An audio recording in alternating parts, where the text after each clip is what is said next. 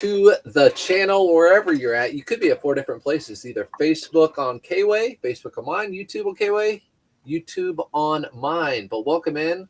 We're going to do some reselling talk tonight and any other questions people have in the chat. Yes, sir. What's up? What's going on, Kway? I want to start with you. Here we go. You got something for me? We've been gone for like 2 weeks. So I want to start with you, and I want to start with you did your first Whatnot show.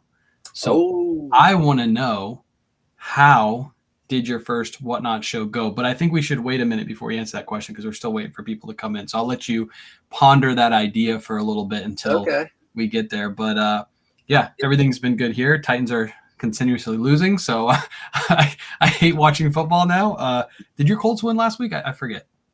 We did, but we played the Panthers, who have won one game. And tonight it's like the Panthers versus the Bears. It's like the worst versus the worst. Yeah, so like we're not missing any football tonight. We're just No.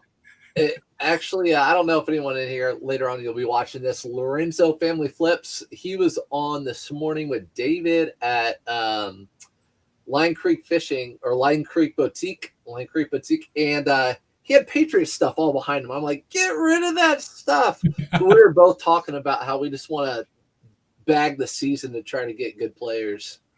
Yeah, we played the Bucks this week. Bucks lost last week, so yeah, we were talking right before the live how I was thinking about going to the game. It's actually a game that we might be our first. I think we've lost 15 straight road games. Titans have, so this might be our 15th straight if we lose this one. So I was gonna go to maybe give them a little bit of luck, but yeah, I don't feel like paying for those tickets. So yeah, nope. Yeah. Pay for that. Polo Ralph Lauren behind you. What's the story with that one? I put out a video today. If you guys saw it, I put out a post and a video. I might actually start doing that more often. Is when I go thrifting, I might take like a snapshot of the best find with like a small clip and put that on socials. It doesn't move when you put it on Instagram, by the way, and if you have a video on it, it doesn't move over to Facebook. So I didn't know that until cha-ching. I didn't know that until today. So I had to put the photo up later. But I think I might start doing that. I like how that looks, and it gets people like interested in the video that's coming out. But yeah, picked it up today at Plato's for $14. It's called a teaser. Teasing us. Little teaser. He sent me a personal message tonight, teasing me with that because he knows I like my Polo Ralph Lauren, my favorite brand. If you guys don't already know that, just wait. You haven't seen the video yet because there's more Polo in that video. It's just it's the only one that you saw. What's up, Line Creek? I was just talking about you with all. Oh, by the way. Line Creek Boutique, if you guys don't follow him, he's amazing, great, Whatnot, and reselling on every platform. But his basement's full of Patriot jerseys framed. Like, what on earth is this guy thinking? All right, I don't want to make anyone mad and skip the chat, but I can't do the Patriots. No, you don't have that around here. I feel you. Except our head coach came from the Patriots, so I kind of like him a tiny bit. How you guys doing this year? Yeah, exactly. Never mind. We won't talk about that. All right. But yeah, let's get into it. The first question I want to ask, now that we have some people hopping in. By the way, appreciate everybody hopping on in. We took last week off because Titans were playing. I told Surfs, I said I got to take Thursday off to watch Titans lose. So I watched the Titans lose, unfortunately, but. Surfs had a Whatnot show in that 2-week span. So I wanted to know, how did that show go? What's your thought on Whatnot? All that good stuff. Spill it to us. I'll spill it to you. I felt like I clammed up on Whatnot. I go live on here all the time, but I'm on Whatnot and I'm like clamming up. And I think it's because I'm selling women's clothes. And I'm on Whatnot now selling women's clothes because I don't like listing them because I don't know how to talk about them. Mm-hmm. So what makes me think I can go on Whatnot with a dress and tell you what type of dress it is? I don't. The only thing I can go with is that it's a good brand, Veronica Beard or whatever. But it was really fun. Appreciate people coming out. Definitely some takeaways from it, but I'm definitely in the mindset of like probably going to do Whatnot. So I think I'm going to stick with a theme. I think you've kind of stuck with the theme overall, like high-end stuff. You know, like that's what your go-to is. You're not bringing trash. And my theme is just going to be like women's clothing. You know, I did the Surf's Up method. Like if I pass it, Polo Ralph Lauren, I'm going to take it. Same thing with women's. Like it's a good brand. I'm going to pick it up. I don't want to list them. I'll pick it up, put it on Whatnot. Hopefully people can get it for a steal. So Nice. it was fun. Yeah, I think you did really good. I didn't see you clam up at all. I think I watched pretty much the whole show. I can't think I came like 2 or 3 minutes after you started. Maybe I was there like right when you started. Don't remember. But I think you did really good. You were, you were quick. The pace was good. You had wifey running it in the background, which is great. Always having somebody else instead of you trying to do it on your first show. I would always suggest if you guys do your first show, try to get somebody like a friend or a family member to run the show in the background, because if you're trying to do like multiple things at once on your first show, it's really going to, slow the show down, and it's all about pace. And I think you had a really good pace. You were bringing stuff out. You were talking to chat, going back and forth. Yeah, I like the show. It was enjoyable. And I think you'll do good with the women's items. Like you said, you don't like listing them. So just bring them to Whatnot. You're not going to make as much as you make on eBay, but you'll be able to make a little bit of money, give back to the community, and make some money in the long run. So I think it's good. It's great. Your sister got a couple steals, and she was like, "Bring more, because I'm gonna steal them and list them," and that's fine with me.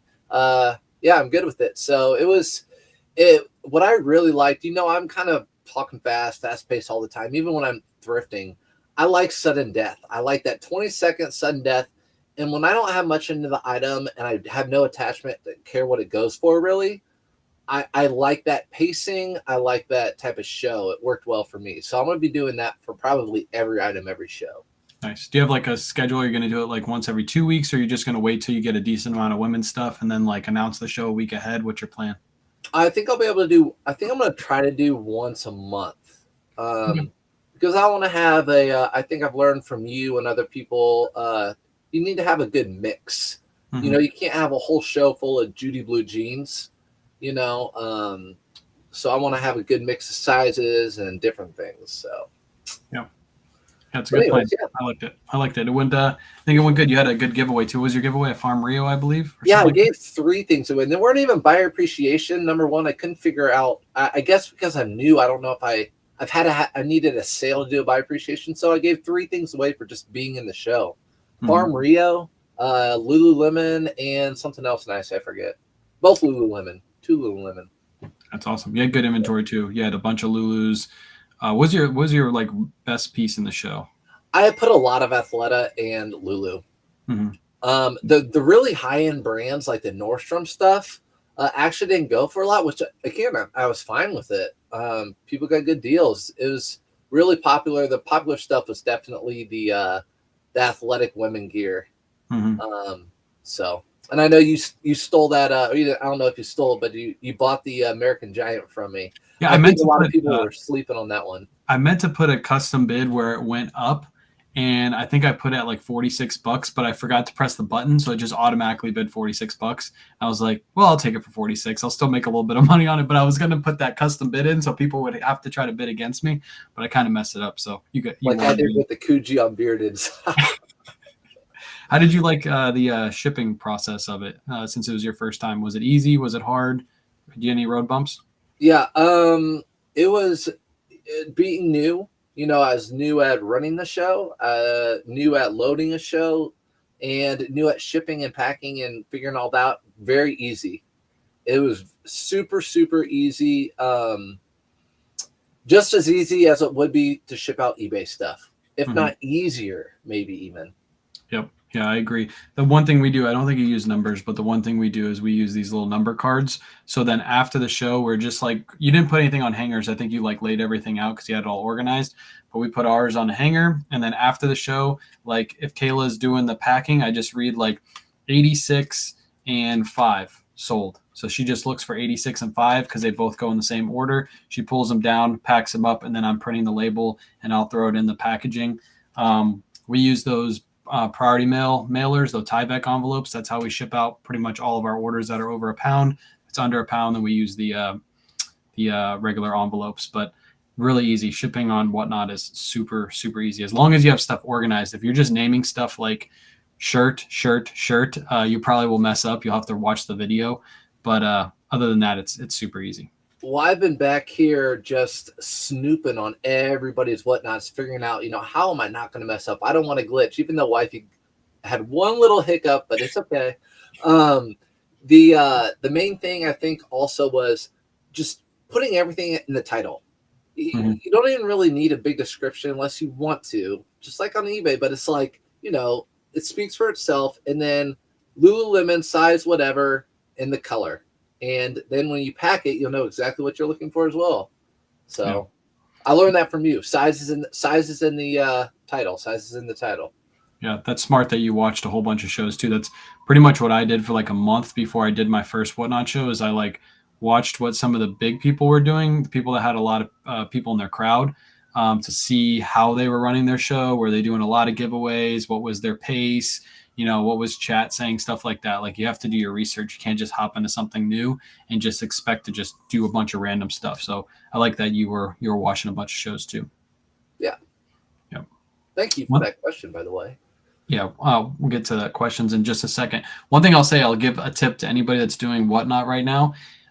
People didn't notice on my last show, but I've been using the buy it now a little bit more, and I've been putting some steals in there. Like some of the stuff we're paying like $7 for, we're selling it for $15. We're not making a huge margin. But if you guys noticed, there was 8 items in the buy it now that had a different type of title and description, and that's because they were imported from Poshmark. So Whatnot has a button that you can press and you can load up all your Poshmark listings, and then you can select which ones you want to import. You can import them in and then put the weight in, because that's the only thing you don't do on Poshmark is put the weight in. And you can actually bring your Poshmark listings to Whatnot, and you can do 500 at a time if you really wanted to do that. So I moved a couple from my Poshmark to my Whatnot just to try it out. I sold 7 of the 8 items during my show. So it's just an extra way for you to sell a couple items. Of course, I listed them a little bit less than I had them on Poshmark, but it's just an easier way to move inventory. And I'm probably going to do that for probably the next couple weeks and just like test it out and see how it works. I thought about something else too, right? So if you're doing a Whatnot, and let's say I bookmark a show for December 1st, I can load it, but I can also load buy it now stuff right now. And can't people buy it between now and then? Yeah, so you can. You could pretty much advertise, like if I'm doing a live thrifting, picking up stuff, be like, hey, you could bookmark my show and I actually have stuff there for sale already that are steals. So you could do that too. Just people in the chat. I think the way it works too is if you have a buyer appreciation, no matter when you buy the item, as long as you buy it through the show, you get accepted into buyer appreciation. So if you load a steal in, don't quote me on this, but if you load a steal in, I think even if it's a week ahead, if you buy something, you automatically are entered in that buyer appreciation for that show. If the buyer appreciation has been loaded already, if it's not loaded yet, then you're not eligible for it. So, but yeah, there's actually a marketplace on Whatnot too. Yep. So you can actually search for listings, and I've sold a pair of shoes on Whatnot that I had listed in my buy it now just for a giveaway, and somebody just bought it outright. So you don't even have to have a show loaded, and you can make sales on Whatnot. And that's kind of what I was thinking. Like it's just another platform for people to sell, really. Yep. And then you could maybe even build a following, putting in some really good steals, build a following that way, then do your show.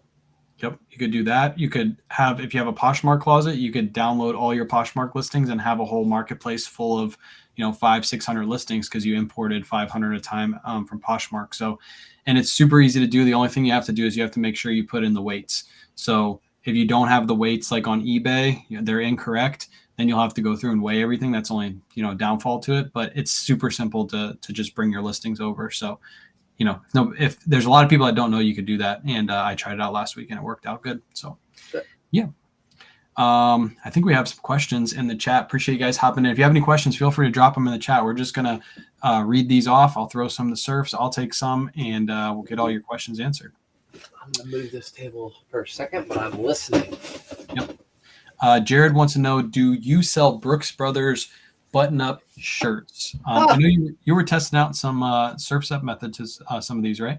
Yeah, so it's funny you asked that, Jared. What's up? I was driving today and listening to you on your live, and that exact same question came up on your live today.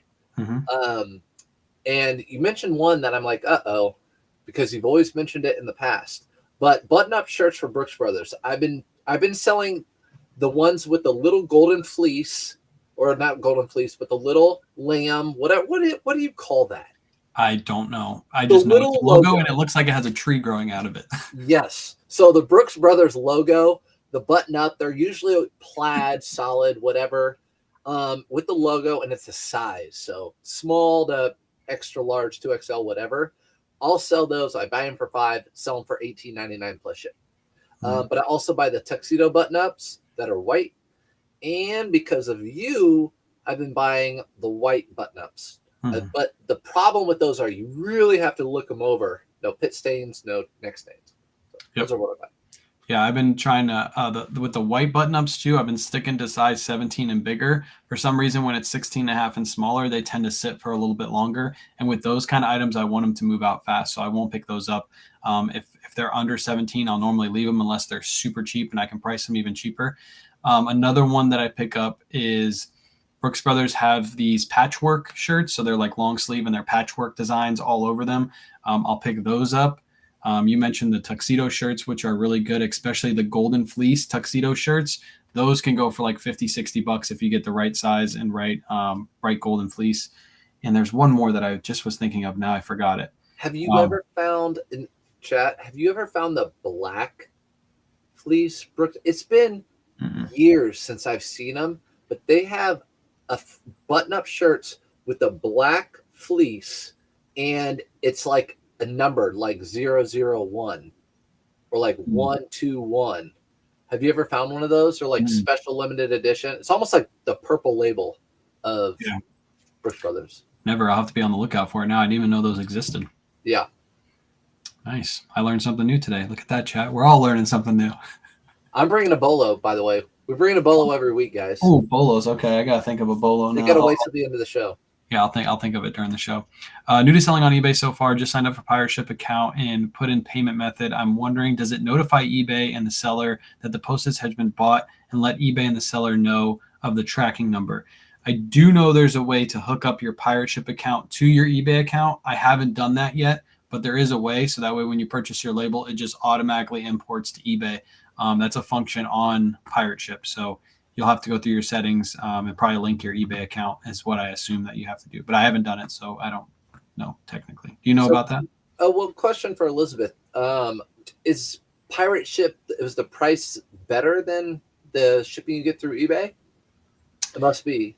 I know sometimes it can be, but a lot of times it's the same. Yeah, I know for like Ground Advantage packages, it's typically always the same. Unless it's like a heavy Ground Advantage package that's like a smaller. The thing with Pirate Ship is if you can get heavier packages and heavier items in smaller packages, you'll get a better rate on Pirate Ship. That's normally how it works.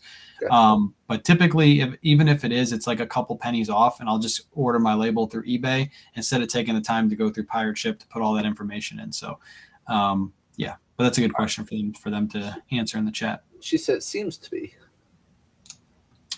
On the Brooks Brothers, on the tag Brooks Brothers 1818, is there another tag that Brooks Brothers 346? Do you know the difference? Do you know the difference between both of those? Yeah, so chat, anyone that says 346, any Brooks Brother line, any blazer, anything, that's the outlet. So the outlet makes the line 346, which means it's cheaper to buy, which means it's going to be cheaper for you when you sell it. So it's going to be less expensive for someone to buy. So that's the lower end Brooks Brother, probably the lowest end, just like J. Crew and Banana Republic have the outlet stores. That's theirs. There you go. Next up, Target Finder wants to know, question, do you know some YouTuber who sells shoes? Do you know any like YouTuber that sells shoes? Haha, what's up, Target? I think you do. You related to one. Oh man, yeah. Ethan is a good guy to follow. I think he's still the college reseller on YouTube. He hasn't changed his name over. And then I listen to Dealing with Dalton a lot too. Yep. Two really good guys. I think that the other two weren't questions, so I skipped those. How do you load your listings to Whatnot? How did you load yours? What's up, Know What? So everyone knows me, right? The videos are I'm the laziest. I just literally took a front and a back and a picture of the tag, and I took pictures of everything before I loaded it. So I took tried to take a good picture of the front, the back, and the size tag, so then I could just sit down somewhere and load it straight from my phone. And I know the size because I took a picture of the size. But I don't take I didn't take eBay photos. I didn't take 6 photos. I just feel like I thought that that would take too much time. I'm letting stuff go cheap, and it's your reputation. Like your shows, everything's in good condition. Everyone knows that. So when you load something, people are going to know it's in good condition. I want that same reputation. Yep. So how I take my photos is I just hang them up like that, and I take a front and a back. I don't even take the size, because the size is always going to be in the title, and we're going to show it on live. So that's one advantage to Whatnot, is you don't need to take all your photos, because if there's any flaws, if there's any details you want to show, if you want to show tags, you can show them on the live in front of the viewer. So that's an advantage to live selling. We used to quick add all our shows. So basically we'd go on the Whatnot show and just hit quick add and put in all the titles and put in all the weights, and then afterwards load all the photos. So like one person would be loading the show, the next person would be taking the photos.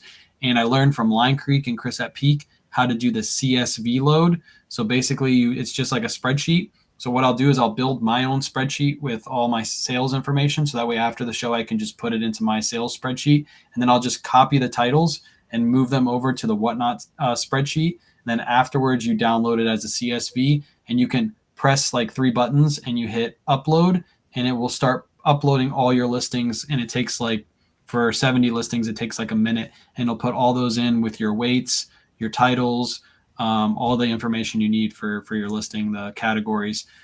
There has been a couple of hiccups in the last couple of shows that I loaded. It loads like half of it and then it stops, and you got to like mess around with it to get it to work. But it is a little bit quicker to do it that way. And then afterwards you come in and you add your photos. So that's how we load our shows currently. We might go back to the quick add method if the spreadsheets keep like messing up on us, but we find it easier to do it that way. So there you go. Apparently it's a sheep with a ribbon for the Brooks Brothers logo. It's a sheep with a suspended ribbon. I mean, it does look like that. The sheep's hanging upside down. Yep. Question: I sold something, but buyer never paid, and I canceled with reason buyer never paid, but it still shows under my sold and still shows under my 90-day totals. How to fix? Do you know how to fix that, Surfs? I'm about to read that one again.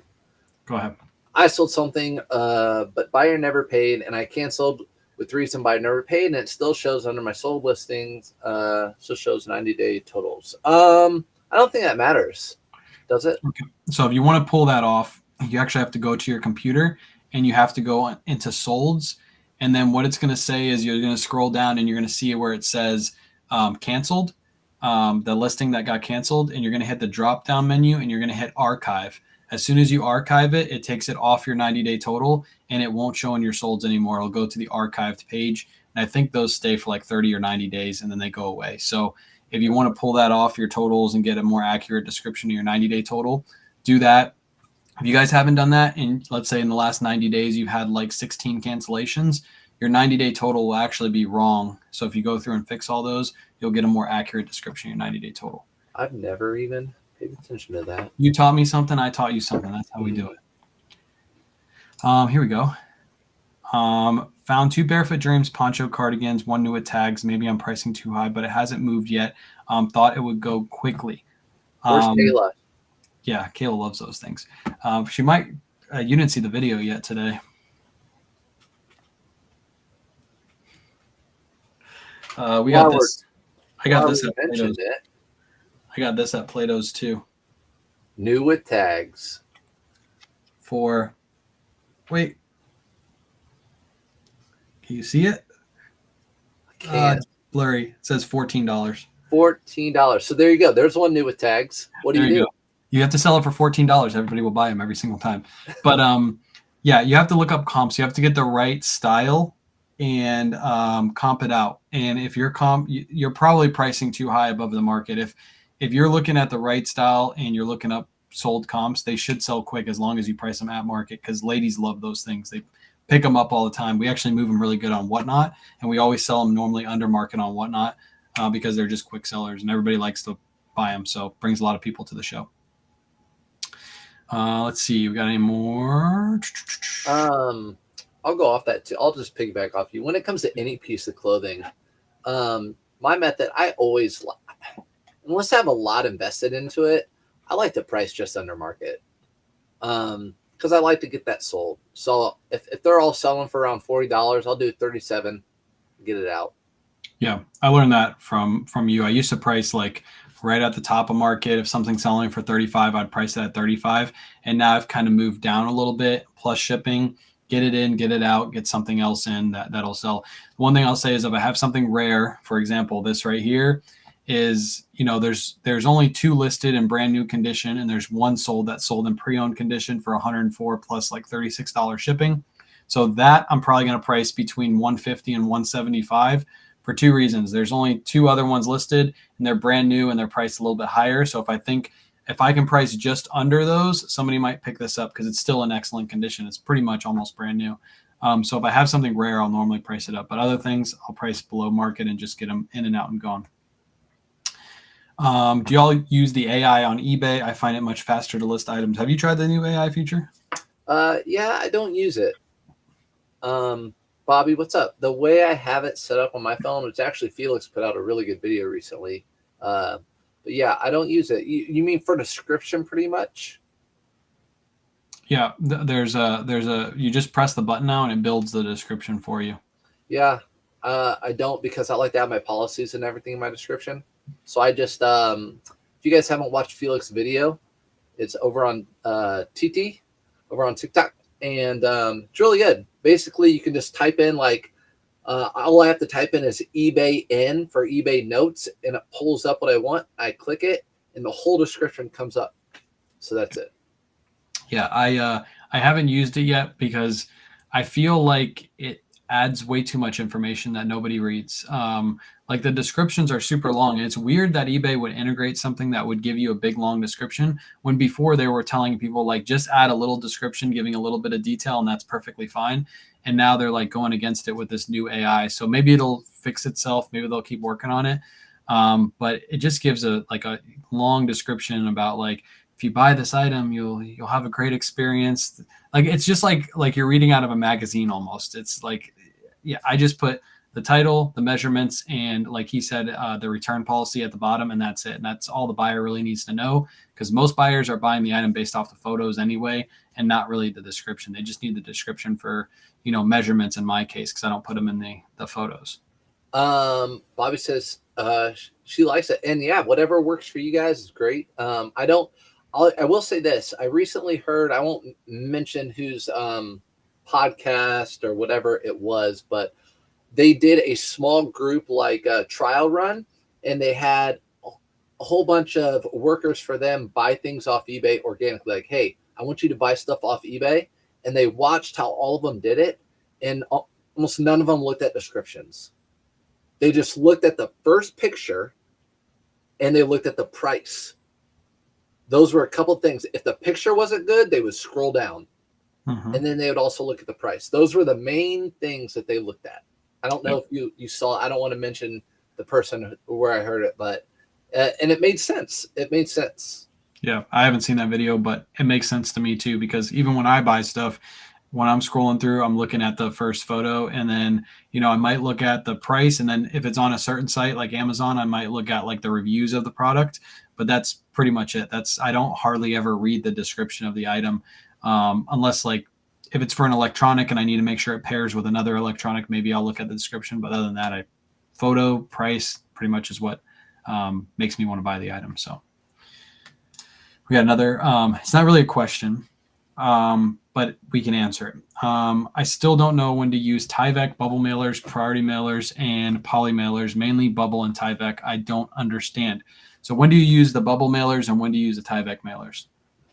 I like the bubble mailers I've just been about bubble mailers. I'm really into the bubble mailers. To be honest, there's actually a flat rate envelope that you can use, and it looks like this, and you can still get stuff in these. They're cardboard. They're a little bit tougher, but for what? I mean, it's just less than $1 more. You can use a bubble mailer, and my buyers are paying for shipping, so it's easy for me to just do padded. If I'm doing priority and it's not flat rate, I'll use one of those. Now, Whatnot, like you said, I use a ton of the Tyveks. I love the Tyveks. But if I can get it into a padded flat rate bubble mailer, like jeans, pants, corduroys this time of year, that's why I'm putting it in. So when the post office switched over to Ground Advantage for pretty much everything, What I actually did was I put ground advantage on pretty much all my listings, including my jeans. So potentially, if somebody buys a pair of jeans in Florida, it's actually going to be cheaper for me to ship ground advantage and just stick them in a poly mailer and then put them in a padded flat rate. But what I do now is I actually upgrade them if it's cheaper to go from ground advantage to priority to doing the padded flat rate. Let's say it's like $9.45 to ship to like California. I'll put that in the bubble mailer because that's actually an upgraded label. It gets there actually to them quicker. So you're allowed to do that. So that's what I do. And this way you don't really make a mistake. If you go to print your label and you see ground advantage is like $9.45, then just switch over to a padded flat rate and slide that thing in and ship it out. I like what you're saying about the cardboard, the flat rate mailers. I did this on my live the other day because somebody said, why don't you use one of the flat rate ones? And I do have flat rate ones here. And I showed them, if you put a pair of jeans in there, it just really doesn't fit. You have to like fold it over and you got to like tape it down. You got to hope that thing doesn't pop open in shipment. With the padded flat rates, you just slide it in, you fold it over, and it ships out super easy. And it's like, what is it, like 40 cents more or something like that? So for me, it's a better presentation. It's a little bit more money, and it's just easier to ship. So I'd rather just ship them bubble mailer. It's like butter. These things are like butter. Slide it in, quit. I'm not going to go there, but they're like butter. Yep. And to answer the question, for anything under a pound, it's pretty much always going to go ground advantage. So you're just going to use a poly mailer or a box, and it'll go ground advantage. Over a pound is where you start getting into the what is better, flat rate, priority. And again, if you just set all your weights or all your shipping to ground advantage, you can always upgrade to priority. So if you put it in a box and you stick it on the scale and ground advantage is actually more expensive, then just change it to priority and you won't make a mistake. So next up, what label printer do you use? You use a Dymo, right? We use the same one. Yep, Dymo 4XL. Yep, Dymo 4XL, which you can't get anymore. Don't get a Dymo 5XL. Do not. Yeah, 4XL. But I think we both agreed that in our links, we both had the, what is the IDPRT. So Dymo 5XL, Dymo came out with a 5XL, and you have to use Dymo labels, and Dymo labels are more expensive. So I have the IDPRT. You do too, and it's a cheap thermal printer that works. I think Chris at Peak uses it. He's been using it for years and hasn't had an issue with it. So I just put that in there so you guys can get a nice cheap thermal printer. Yep. But I've never used that one before. So if it breaks, blame Chris at Peak. I want you to go Chris at Peak, and I want you to type to him and say, this thing sucks. That's all you have to do. Just don't. No, it is crazy. We had this thermal, and I'm sure I've had this since probably 2018. Never a problem with this thing. The 4XL, which if you guys can't afford to go on Amazon, check Facebook Marketplace locally, and you'll probably be able to pick one up within a week if you're on it. Yeah. Question: have we met in real life? No, we high-fived across a couple counties though. Yeah, boom.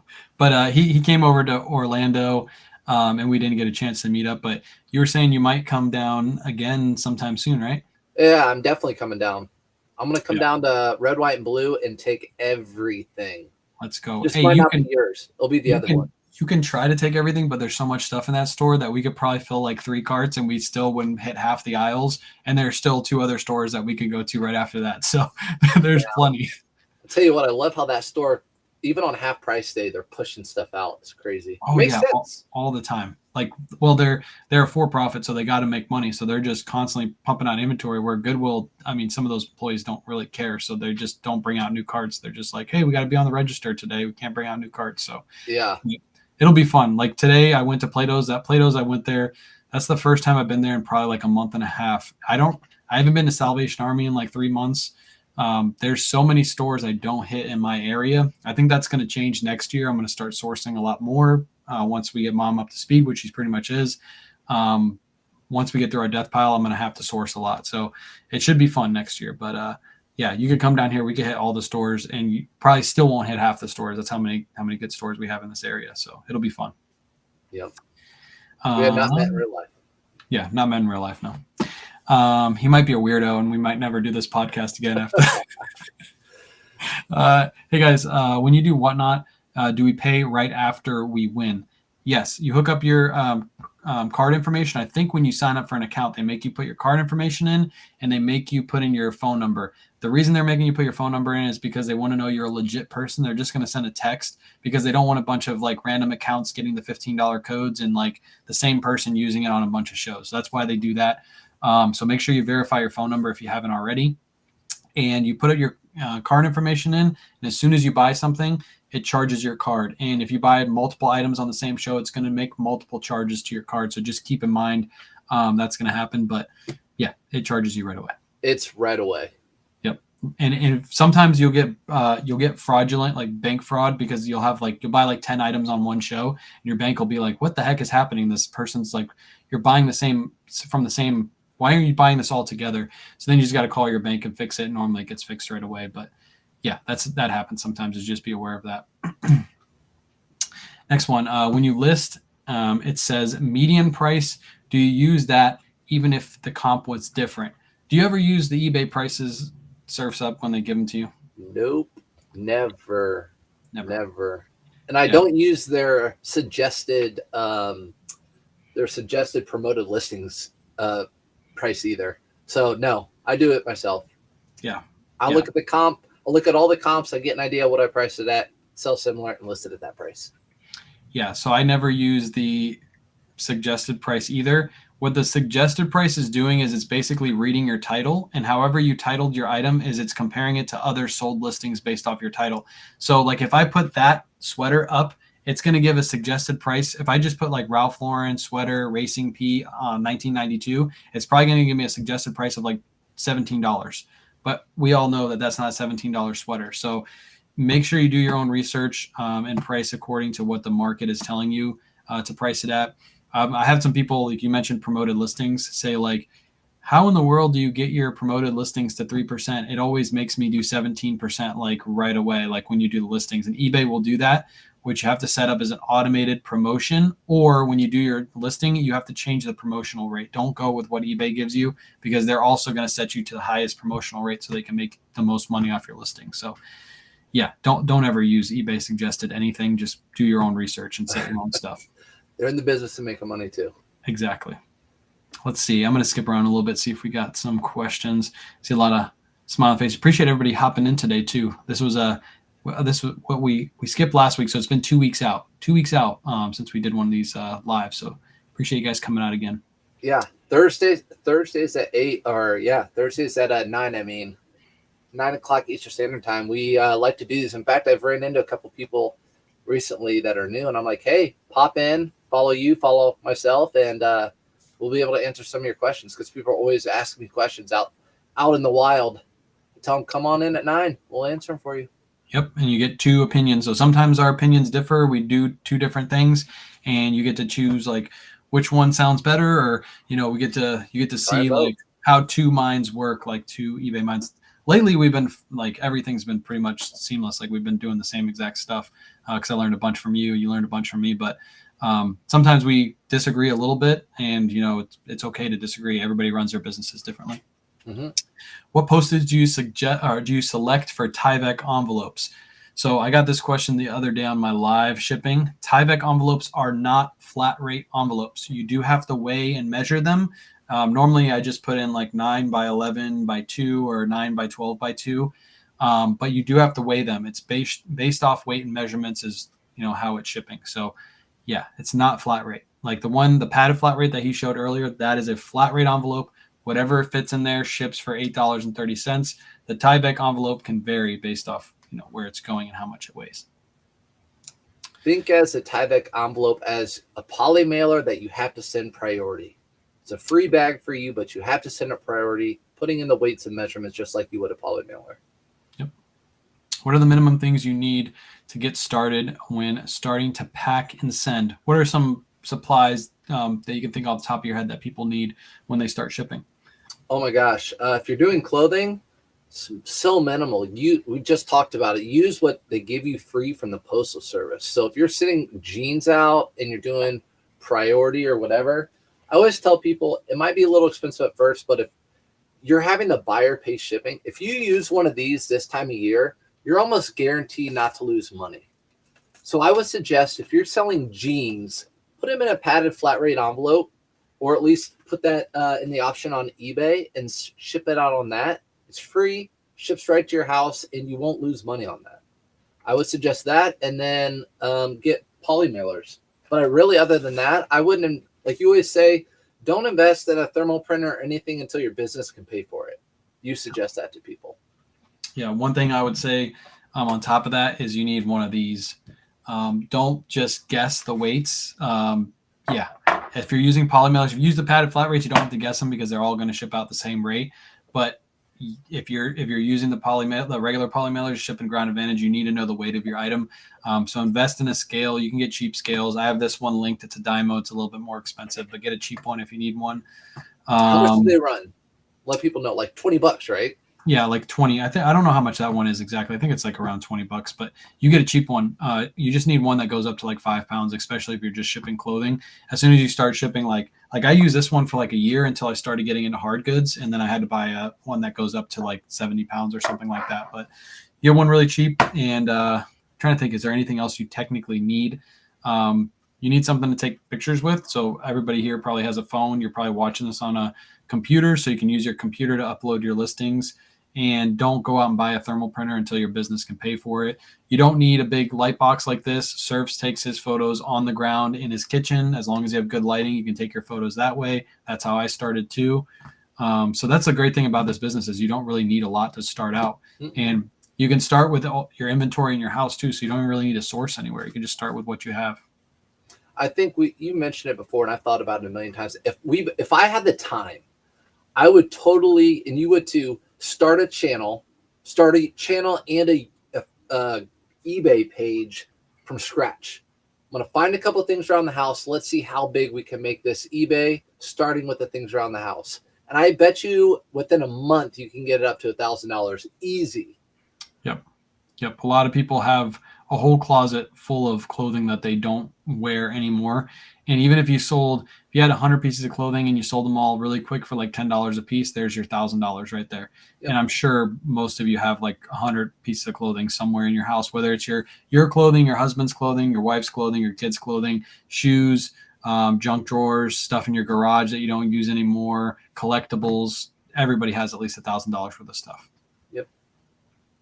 Trisha wants to know if she can be invited to when we meet up, but she's a Jags fan, so I'm kind of thinking that through how we would invite a Jags fan to our little group meeting. So funny, all three of us are in the same football division. A lot of people probably don't care about football, but everyone's in their little division. You only have 4 teams in your division. Trisha, KOA, and myself, all 3 of our teams are in a 4-team division. And there's no such thing as a Texan fan, so we'll never find one of those. I don't think they have any fans. I've never heard of a Texans fan. Never heard of a Texans fan. If you're a Texans fan, drop it in the chat right now. I want to know, is there one of you out there? There's got to be one, maybe. I've actually never heard of one. No, Cowboys fan if they're Texans. Yeah, exactly. They just like, we like the Cowboys. Why would we like the Texans? It's like the little stepchild. But yeah. Hi. Did you live on TikTok too while you live and selling on whatnot? Good question. Did you do a live did you do a TikTok live or no? I did not. Okay, so I do, but I don't think I am going to do them anymore because Joel got banned for doing live selling while he was live on TikTok. He was okay because on TikTok now that there's a TikTok shop, there's a conflict of interest, right? Exactly. So I don't think I'm going to do it anymore. It doesn't really draw too many people in. It's just like people scrolling and they see that you're on TikTok or on whatnot. So they'll hop over to whatnot and be like, oh, I forgot your show was on today. To be honest, I'd rather just go live on Facebook and YouTube. So that's probably what I'm going to do because Facebook and YouTube don't care. TikTok is the one that cares. So, and I actually like doing it on the computer better because you guys are able to see behind the scenes of me running the show. So you guys get to see the camera and you get to see the whole layout. So as we're picking our items, you can see where my cursor is moving and how we're running the show. So those of you who want to learn how to do whatnots, that's like a good opportunity. So I'm probably not going to do lives on TikTok anymore. I'll just do them on Facebook and YouTube. But yeah, I just don't want to get banned on TikTok for something stupid like that. Yep. Any advice on getting approved to sell on whatnot? I'm on the picture section and they said not pictures of totes and bins. Do you remember how you did it, Surfs? Did you take pictures of your inventory? How did you take pictures of your inventory and send it in? So advice on getting approved to sell on Whatnot is the first Remember step, you remember the right? process that you had to do? You had to like tell them who you were, your social medias, and then you also had to take pictures of your inventory. Yeah, Or are you too cool that you didn't have to do that? I honestly don't think I had to do a lot. I had to do that. I wasn't cool. I wasn't as cool as Surfs Up. No, I honestly don't. I don't remember. Yeah. Oh, And you were just an uh, ambassador right away too. You're just like, yeah, I'm just that cool. I just get everything. so what you have to pretty much show, like, if you have a whole bunch of shoes, all your shoe boxes, that's what you're gonna be selling. I get you. Yeah, I don't know. I think I might have taken a whole picture of all of my inventory, like just a quick snapshot, but it was just intermediate. I mean, Whatnot wants you to be on there because that's how they make their money too. So Mhm. put something together nice and you'll get Yeah, approved. I would if they don't take the picture of the bins, like let's say you have like 15 bins, what I would do is I would just like take stuff out of the bins and lay it on the ground in front of the bins maybe so they can see the bins and see the stuff on the ground, maybe throw in a couple pairs of shoes. I don't know. Like I just took pictures of my garage. I just took Go a snap of my garage. go into Goodwill and take a picture of the rack.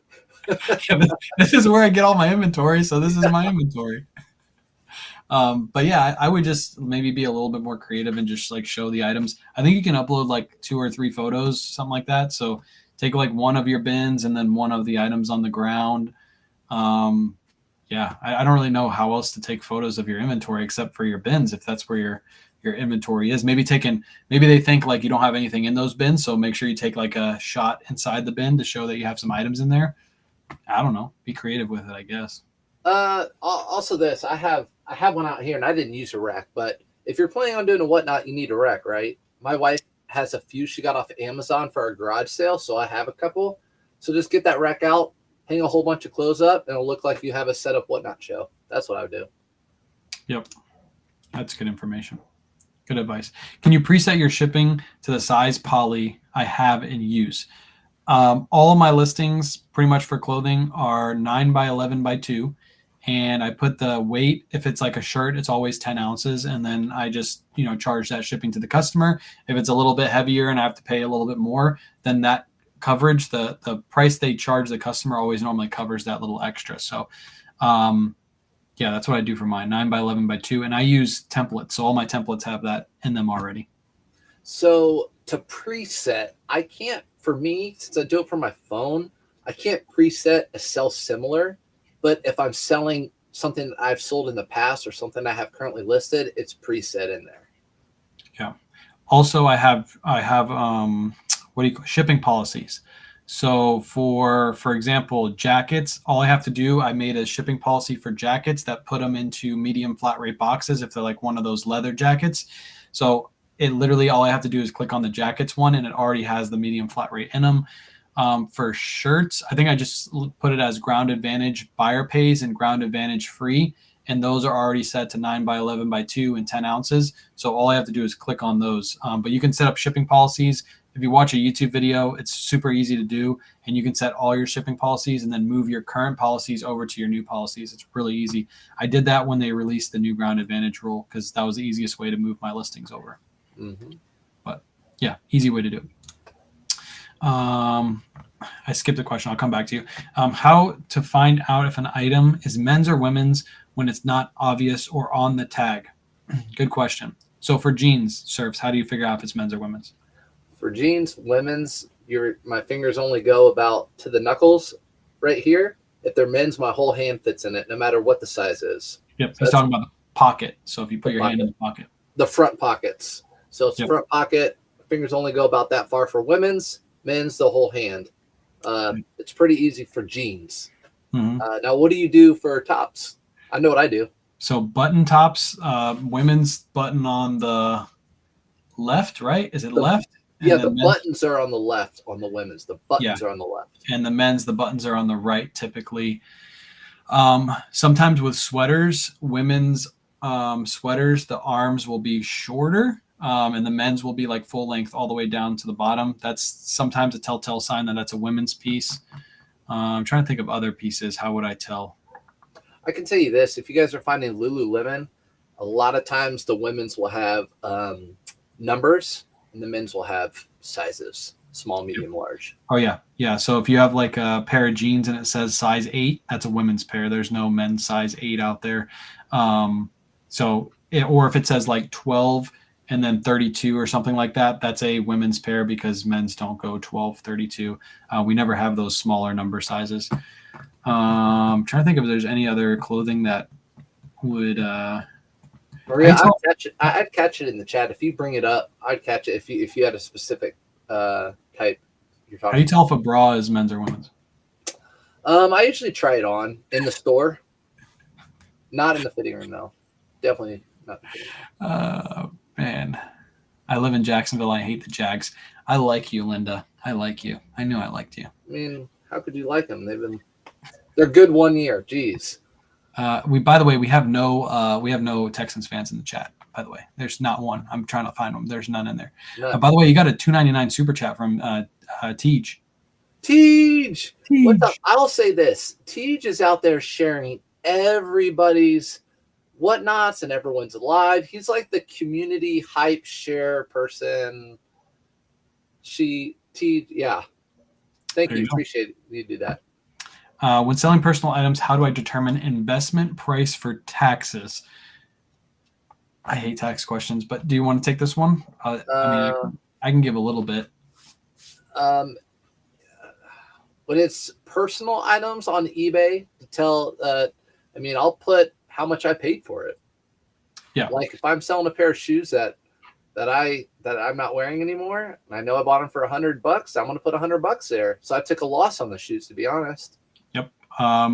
I talked to a tax advisor before. This not coming from Carol Ann, but it's a tax advisor before. I'm not a tax advisor. Please don't take this as tax advice. Go talk to a professional. But I've been told the same thing. Like if you paid, for example, my kids' shoes, I always buy them like really good Nike shoes, like Dunks and stuff like that, because I know if I buy them, I can sell them and I'll take a loss. So it'll look like a loss on my taxes. But technically I made money back instead of them just wearing a pair of shoes and it just goes in the garbage afterwards. So like I'll buy my daughters, both of them get like Dunks and Jordan 1s like all the time. And then, I paid $100 for those shoes. I'll sell them for $60. I'll take the loss. Keep your receipts. If you don't have the receipts, for example, if you're just starting out and you don't remember what you paid for something, what I've been told is if you give a accurate guess of where it is, like don't say I paid $1,000 for a pair of $100 shoes, but if you can say like those, I think they were like right around $100. Normally taxes, they'll take that. But again, that's not tax advice. Talk to your tax advisor. They'll be able to help you out with that. But that's just what I've been told. And I think that's pretty good, accurate advice. As long as you're not like trying to hide numbers and like putting in huge numbers, then you should be fine. Same deal with the garage sales. You know where you bought it, about the date, and about for how much. That's what matters. Because you're not going to get a receipt. Somebody wants to know when we're doing our next whatnots. Do you have a schedule? You're still probably buying your ladies' items, right? Yeah. So I'm buying them fast. I got a ton today actually, but I'm gonna do one in December, guys. Probably first week or two in December. I think you have three-peat. Yeah, I have Friday, Saturday, and Sunday this week. I was supposed to get the Saturday show done today, but unfortunately, Joey always gets sick every week. So yeah, I couldn't. I'm gonna probably load like half the show tonight after this. But yeah, we're doing a Friday, Saturday, and a Sunday show. Sunday show is gonna be smaller because we're just testing out Sunday and how it works. I think it'll be good. I got a call from Kat today, by the way. She's like, "You didn't tell me you switched your time from 9:30 to 9. I do my show at 8:30." I was like, "I didn't know how to call you and let you know this." So she's a little upset. I think she's actually changing her time to 8 instead of 8:30 because she doesn't want to run into my time slot. So I'm gonna do, and Sundays might be different for you, but I'm gonna do 8 p.m. Eastern Standard Time Sunday nights when I do mine. Yeah, mine are gonna. If you guys are just coming in now, it's all women's. Yeah, I'll say this to everybody too. I said the same thing to Kat, so she won't care. We're gonna end up running into each other's time slots. That's just how it's gonna work. If more people are coming to Whatnot, they're like, "Hey, I want to start doing this." Everybody's trying to work around everybody's time schedule. Just like when we were doing TikTok lives and I was doing like a 9:30, 8:30 time slot, and everybody was like, "You can't go live when K-Way's live." I'm like, "Go live. I don't care. It doesn't bother me." we're going to end up lapping over. Nowadays, like Surfs is doing his packing live at night, and then I might start my live during your packing live at night. Kings of eBay might be on, Kitschy Mushroom might be on at the same time. Nobody really cares. It's going to be the same way with Whatnot. It's just there's too many people in the same area trying to do the same thing. So don't really work your shows around when other people are doing their shows. When it gets to that point, just go with a time slot that works for you, where you think you can get the best community in your live, and just go for it. Bring good shows. You bring good inventory, you should have a good crowd. If you're going live with somebody else and they just have better inventory than you, and you don't have as many people, that's just because they have better inventory. They have a better show. Just like if you had a shop that you had better deals in, you had the same inventory as somebody else and you got better deals and you got better inventory, they're going to go to your store instead of going to the other store, right? So that's just how I feel about it. And that's exactly the same thing I told Kat. I agree. Yep. She didn't like me very much, but oh well, she'll get over it. She'll be fine. You guys sell different stuff anyway. Yeah, that's brother, sister right there. Do you try to authenticate your shoes prior to using eBay Authenticator when you get a sale? If so, what device do you use? Have you ever had to use any device to authenticate shoes? I've sold 2 pairs of shoes recently that I've had to send into authentication, and I knew they were both authentic, so I just sent them in. So I really actually don't pick up Jordans very often used. So I've never used the different whatever scout thing. Go ahead. I don't even know what they're called. Yeah, there's a couple out there. The person that does consignment with me, all of his hype pieces, like the Supreme pieces and everything, I make him do checks on. One of which I don't know which one he uses, but I know it's one of the main ones. I think there's one called Check, which does it for shoes. And then there's one, I think it's called Real Authenticator or something like that. You just take a couple pictures of the tags. They basically have a format you use, all the photos they want, and then they review it. They have Authenticator review it for you, and they'll give you a certificate of authenticity sent to your email. If it's authentic, if it's not, then it'll say not pass. But what you do is you buy credits on those accounts. It costs $5 to get things authenticated. You send it over really quick. They authenticate it. It normally takes anywhere from 12 to 24 hours sometimes to get authenticated. But if you want to go that route, if you already know it's legit, then just send it in. You knew those were legit, just send them in. They'll authenticate them. If they're not, they'll ship them back to you. So yeah. Yep. Got a couple more questions. What time is it? It's almost 10 o'clock. Okay, cool. We're right on time. How do you guys do arbitrage, retail arbitrage? What are some of your tips and tricks? Ooh, I did a big one today. Retail arbitrage, even for me at this point, it's a little bit scary because you're going to be holding on to that inventory. So, for example, you're going to be buying the best deals to have right now are going to be the summer items because all the stores are trying to get rid of that. Are those things going to sell right now? 99% of the time, no. So the way I kind of think of it, if you can hold that bankroll for next spring and summer, it's almost like a stock, right? You're buying that stock at $5 and by next summer, it's going to be worth $15 or $20. Who wouldn't want that? So you just have to, if you can afford it, buy it, and you're going to have to either list it now or wait until the next season. But you're going to be sitting on money. That's the thing. I don't know. It can be tough.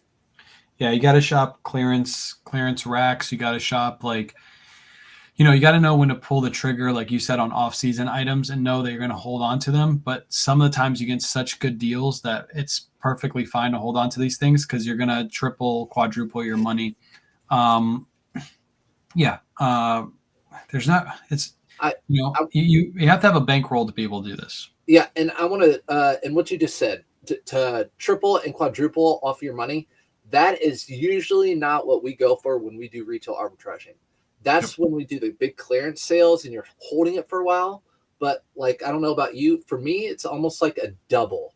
If I can get a double, so I'm spending $50 on something to try to sell it for 110 or something like that. So it's not like the thrift store buying for $5 trying to sell it for $50. Yep, and a lot of the people that shop at the bins are like, "That's stupid. Just do the bins. You're making way more money at the bins." But during this time of year, we're heading into Christmas season. People want new with tag items to put on the Christmas tree. So if you have a bunch in your eBay store, your sales are actually going to do better. A lot of times, pre-owned clothing this time of year will actually start going down in sales just because people want those new with tag items. So if you can get out there, get a couple new with tag items put into your store and just give it a shot, this is the perfect time of year to give it a shot and try it. And just don't go over and above and put a bunch on a credit card. Just buy like a couple $100s worth of stuff and try it out, see if you like it. And then you'll know next year, you'll learn a couple things while you're doing it. You'll be able to focus next year on getting a lot more inventory and building your store that way. But now is the perfect time to give it a shot if you've never done it before. I just saw in the chat. I don't want to miss it later. The dude says, is it lucrative though? Yeah. If it wasn't, I wouldn't be doing it. So it is, again, there's a lot of factors that play into it. Like the piece behind you, if you saw that piece, that's like a one-off piece that you would find out at a Ross or Marshall's. You're not going to see that. But it's hard to explain. You might see something that's really good, and you've talked about it before, but there are always new eyes. That same piece might be at every single Ross around the country, and 10 of them. So the market's going to get flooded. So it's hard to be able to tell what's unique, whatever. The best thing to do is just try to get those big clearance sales that happen twice a year. Get those quality items when you do it. Yep. Yeah.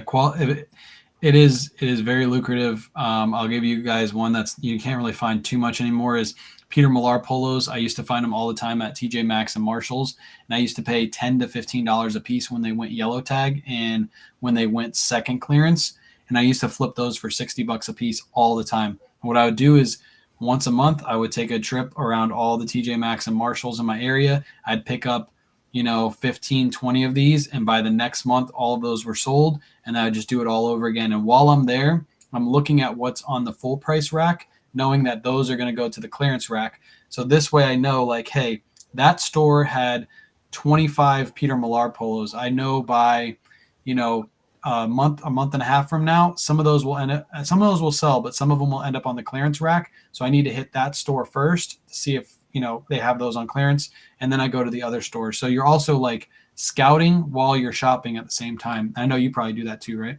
Our brains are wired similarly. It's just that hustle. You got to always be out there doing it. Yeah.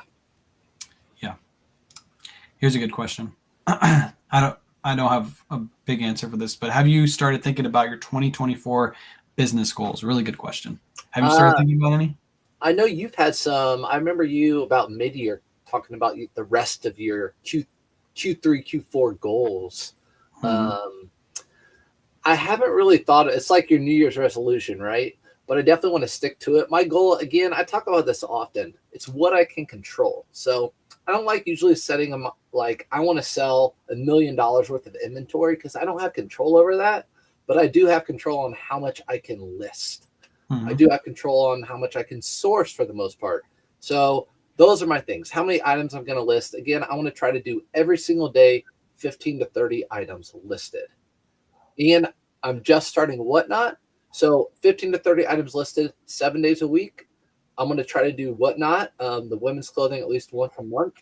And then the other thing I might start doing, Trisha knows about this, is I might start doing Poshmark. I might add on one more platform and cross list. Nice. Starting in January. Nice. That's a good couple goals. Couple things that'll help you with that is if you guys didn't know, some of you got emails tonight about AutoPosher, but the inventory, I don't know if you got your email. I think she probably gave you access, but 100 people got access to the new inventory feature. I know in the future, she's going to be, she's thinking about adding a cross lister. I think that's like next on her list. So, 4 to 5 months from now, she might build that into the software. So that'll make it super easy for you. You'll have all your inventory right in AutoPosher, and then you can just click a button and it lists to Poshmark is basically how she wants it to work. So that'd be good for everybody. But some of you got that inventory feature. I meant to say it on this live. I got to the end and remembered it. But yeah, those are good goals. I like the move to Poshmark. I think you'll like the move too, because you'll actually increase your sales. And I think you'll start seeing like stuff is going to start moving even faster. You're going to have go from, you already sell like 15 items a day. You're going to be selling like 20, 25 items a day. And you're going to be like, holy cow, this is insane. Because you have all the brands that sell well on Poshmark. Yeah. So what are your goals?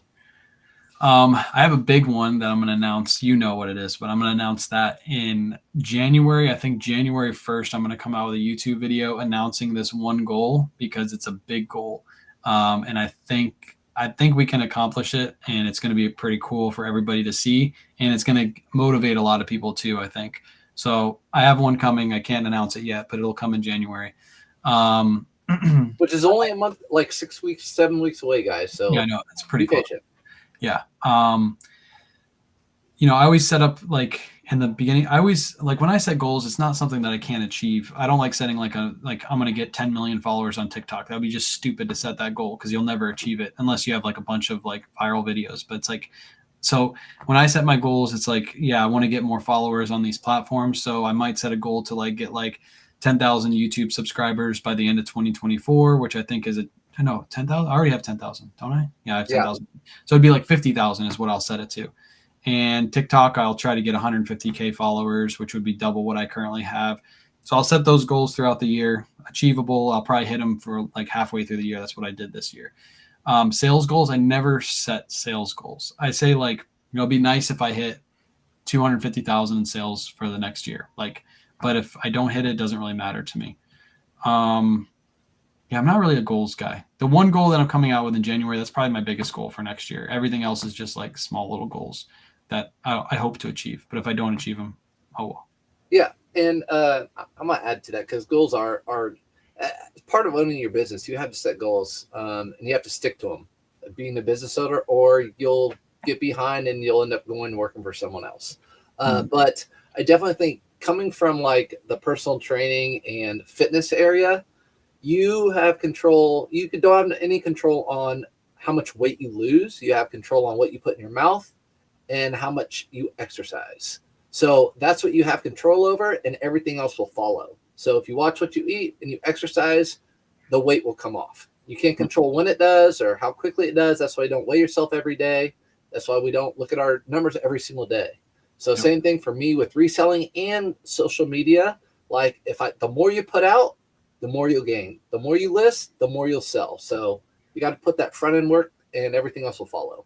Yeah, and I don't normally do daily goals. Like I'll just like, if I want to hit 20K in sales this month, I'll look at a monthly goal. I think daily goals are much harder to achieve, so I don't really like setting those. And I also like to set like goals like be consistent. Like if I want to be consistent in doing lives, I won't set like a goal of like I need to do 5 lives a week this week. I just want to do consistent lives this week. So I'll do my morning lives pretty much every single day, and that to me is a good enough achievement for that goal. But I'm not a super big goal guy actually. I hate setting goals because if I don't hit them, then I kind of feel bad. And I feel like I got to work even more, even though I know I'm working a lot already. So yeah, not really a goal guy.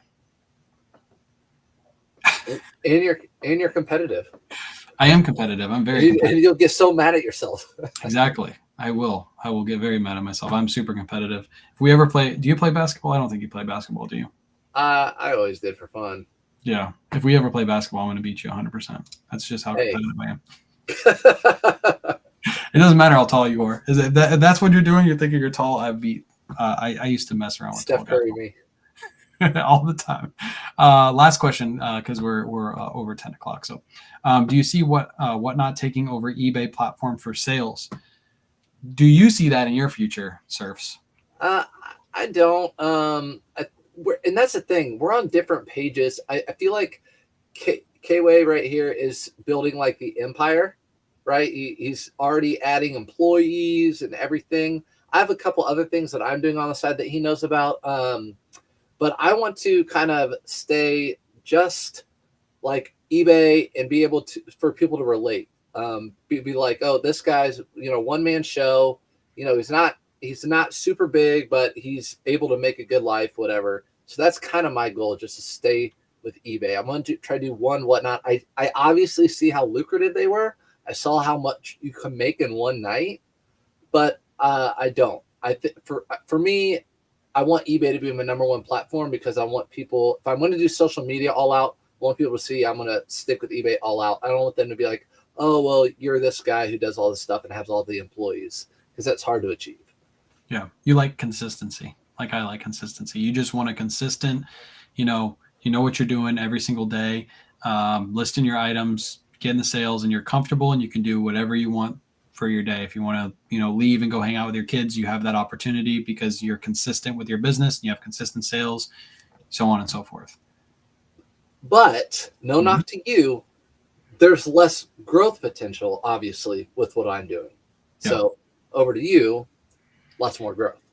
Yeah. So question is, do you see Whatnot taking over eBay platform for sales? Yes, I do. Are you one of my, okay. So Daniel, I don't know if you're following me. I think you might be, but you're from Surfside. So you probably haven't caught my lives where I've gave my numbers. So I'll give it again. Currently this year on eBay, I have $92,725 in sales. And on Whatnot, I have $89,937 in sales. So I'm basically $3,000 off from Whatnot taking over eBay, which means this weekend when I do my 3 sales, I should actually eBay will now be my second best platform for the year. Next year, I think, starting out the year, because we didn't start the year on Whatnot this year, we actually started in March. So eBay's had a head start and Whatnot just caught up. I think next year Whatnot's going to be our best selling platform. I just, how Surf said, there's a lot of potential to Whatnot. I think Whatnot is still, it's not technically new, but it's newer. It's like the new fresh thing. And I think if, you build on it now, if everybody catches on and it catches fire and you've already had the good start in the beginning, you're going to love, just like the people that started on TikTok when it first started and it got a huge following, like right when it first started, because everybody was starting to get on it. And now they're just consistently, making good videos and getting good views. It's going to be the same thing on Whatnot. So next year, I think eBay will be always the second selling platform under Whatnot. So, yeah. What's the king of platforms that aren't Whatnot? What's the king platforms for resale? eBay. Yep. I agree too. Yep. So if you're not selling on Whatnot, if you're not interested, I always tell people to sell on eBay. And I'm going to, even though I'm selling on Whatnot, I'm still going to consistently sell on eBay. I think there's different markets for different platforms, and eBay will always be, number 2 if Whatnot's number 1 for the time being. Yeah. Of course, as the guy that just sells on eBay, but hey. Well, no, you don't just sell on eBay. You sell on Whatnot too. I know. You got to remember that you only ran one show, so he's like, yeah, I just sell on eBay, but you're like, wait, no, I sold something, and now you're going to sell on Poshmark next year. Yeah, I haven't decided completely yet, but definitely if AutoPosture comes out with that would be like a no-brainer. Yeah, and I can use those Tyvex envelopes a lot more. Exactly, shipping is easy. Listing will be easy. You have the inventory that moves well on those platforms on Poshmark, so it'd be easy transition for you. I think Mercari probably isn't in your near future. Mercari is just extra sales for me. That's how I feel about it. That's how you're going to feel about Poshmark too, is it's just extra sales. But I think you'll do good on Poshmark. People are saying congrats with Whatnot, by the way. I appreciate it. Thank you. Yeah, it was a fun journey. At first, I didn't think I was going to do Whatnot. I badmouthed it a lot in the beginning because, like most of you go on these shows, you see a bunch of people selling a bunch of garbage, and you're just like, why are people buying on this site? They're just selling garbage. Or it's like the influencers that are bringing junk and selling to their followers because they know people want to buy junk. They just want to have their name on their, Whatnot show, and so bought from so-and-so. Thank you. Move on to the next garbage piece of inventory so I can sell it to my followers. I actually feel bad doing that. If I brought something that was garbage and I sold it to you guys just to make money off you, you probably feel the same way about that, right? Oh, big time. Yeah. So I would rather bring you something like that and sell it under market and you guys make a profit and I make a profit and everybody wins, rather than bringing you guys garbage. So, yeah. Anyways, that was a good way to end the live. We're gonna do this again next week. There's no football games next week, not that I know of. Who do the Colts play this week? We're in Germany. Oh yeah, that's right. You got to wake up early. I think just on time. I don't even know. But you know what? To be honest, I'm watching the Colts, but our quarterback's hurt. I'm a fan, but it's like it doesn't kill me if I don't make it. Oh, you're one of those. You're basically like you're starting to Tricia me right now. I'm not. I'm not really that much of a. I still watch Titans every week, even if they lose. I gotta watch them. I watch them, and I'm the same way. My wife, she's the most competitive person I know. She will stomp she'll stomp out of the room and go upstairs, if anything, or if we're ahead by like last year when we had the largest comeback ever in NFL history on the Colts. She like knew. She was like, they're going to come back and beat us, and it broke a record. Biggest comeback in history. It was the Vikings beating the Colts. Yeah, that almost sent her over. All I gotta say is this week, Levis is gonna throw 4 touchdowns, and he's gonna change everybody's opinion back to him being the best rookie in the league. I think he has potential to be the best rookie in the league this year, as long as our friggin' wide receivers stop getting injured. We would have came back last week, but Burks went down. I was like, come on, Burks, stay up. Please just stay one full game. Like every week you get injured again. It's so annoying. Yeah, I had Derrick Henry, so I'm needing you guys to do well. Our O-line is not helping Derek at all, so that's unfortunate. Fairweather fan. Come on, guys. No, he's a true fan. I just like messing with him. By the way, Trisha's not a true fan. Trisha's in the chat. She let me know that she's not a true Jags fan. So now I have that on. Every time she brags about the Jags winning, I'm just like, I have a message screenshotted where she says she's not a football fan and she's not a Jags fan. So I just send that to her every time she starts talking about the Jags. I know. And it's all for fun. Someone said the Bears just scored. The Bears. All right. So BOLO. What BOLO? Oh, yeah. Oh man, I didn't go with yours first, and I'll try to think of one. Okay, so obviously we've been doing this for. So what's up? I got one. Okay, so we've been doing this for so long. How many years have you been? When did you start selling clothing? 2018 was September 19th. 2018 was my first sale. It wasn't a clothing sale, but I started clothing just after that. Of what? 2019. 2018. 2018. So it was 2 years really before everyone started. The main group started. Okay, so I started actually. I was thinking about this the other day. It was March of 16. So we've been doing this a long time. And I don't know about you, but I think every week I hear or I find a new brand. Every week. Mm-hmm. So a new brand for me, I think it's called Topos. Topos or Topo. Is that a shoe? Yeah, but they make pants. Men's pants too, like joggers. They're like climbing joggers. And they sell for like $45 used. Topos. Topos. Are they like will you know what they are when you see them, or are there anything special, or they just look like pants? The brand Gramachi or whatever it is? Yeah, climbing brand, right? I remember you mentioned it before. Yeah, it feels like that. It's a canvasy pant. And yeah, it just said Topos, and I had no idea because I didn't even know they were shoes. And they sell clothing, and they're really not a whole bunch listed, and they sell for like $45 used. Nice. That's one for me to add too, because I would have probably passed right over those if I saw them. So that's a good one. Yep. I got one that we found during my live thrift. So if you watch my live thrift, you're going to hear a repeat. But it's a brand that not a lot of people know, because there was a reseller actually going through so she was already starting to go through the beginning of the long sleeve. So what I did was I went in the middle and I did all the way to the end. And then I went through the whole store, came back to long sleeves. I was like, oh crap, I forgot to do the beginning of the long sleeves. So I started going through them, and almost to where I started. So about halfway down the rack, I found a Turnbull and Asser shirt, and it was $10. Turnbull and Asser is a really good brand. It's really easy to remember because the name of it is Asser. So just think of Asser. You'll always remember it.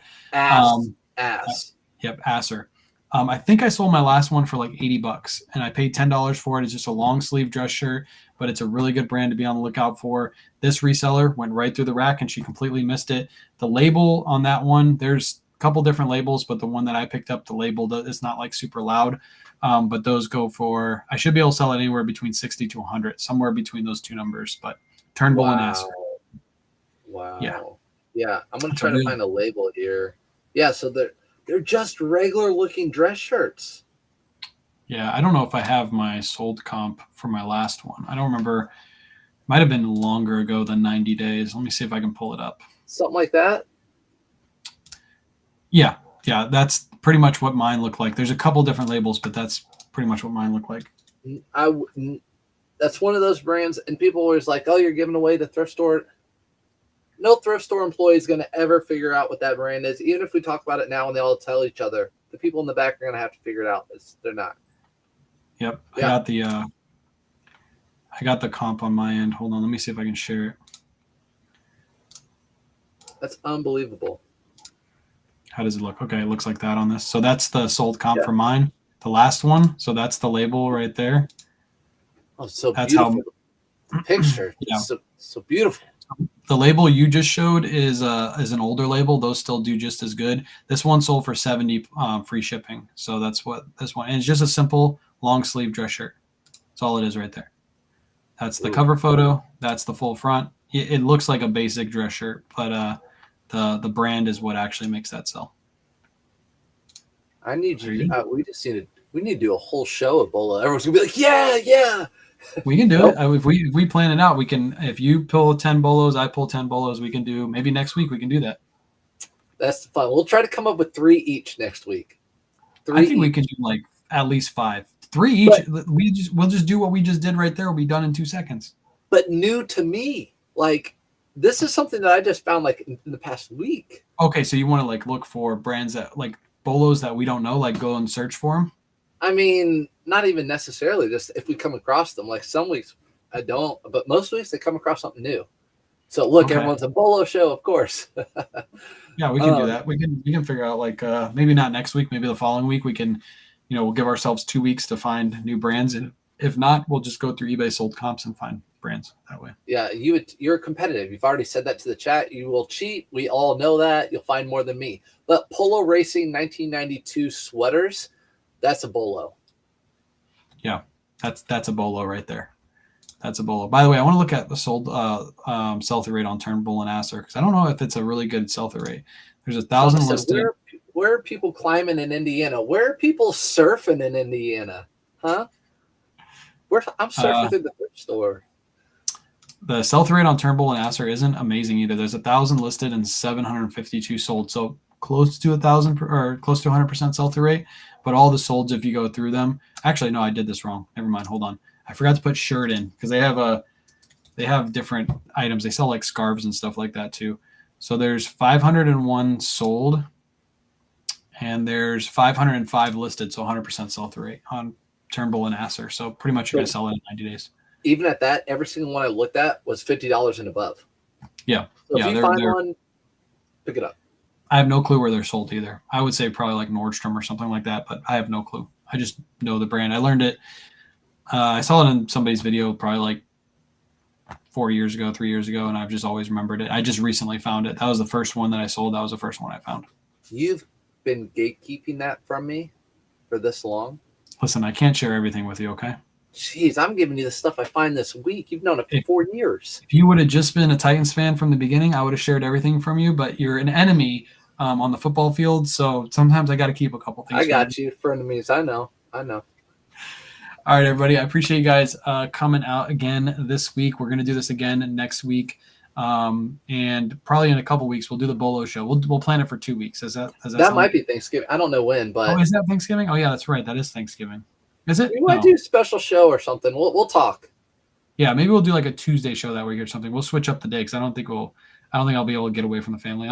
No, it's too much football, turkey, and napping. Or maybe we'll do like Friday or something. I don't know. We'll figure out that week. But yeah, appreciate you guys hanging out, and we'll be back again next week with this. And maybe we'll have something special planned. Me and Serps will talk about something. I say if you guys in the chat, because I go back and reread some of the stuff in the chats on Facebook and YouTube. You probably do too. So if there's anything specific you want us to go over, like last week we went through some show, or 2 weeks ago went through a person's store. We talked about the pictures. I still like that because they're always new eyes. I'm willing. I think we could do that again or whatever else. Yeah, we can do that. If you guys want to drop your stores, don't DM us. Just drop them in. We have 4 ways. So we're both on YouTube right now and we're both on Facebook right now. So you can drop it on any one of those videos and we'll pick somebody at random and we'll do a store review next week. That sounds like a good idea. Yep. All right. I'm going to go ahead and sign off. Appreciate you guys hanging out and we'll catch you next week. Peace. Bye, guys. Oh, yeah, this thing. Dude. All See right. you.